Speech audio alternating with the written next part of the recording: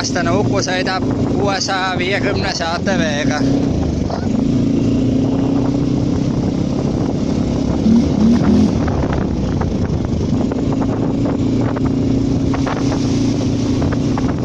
Uku pani rallikiivri ka endal pähe. Uku, sa pead teed vaatama.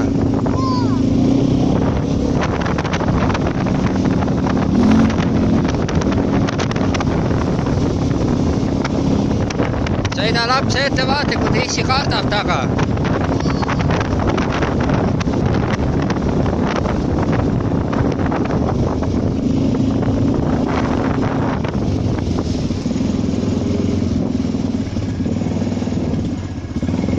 Autot ei tule, siis võid uuesti jälle kihutama hakata. Sa vaata teed.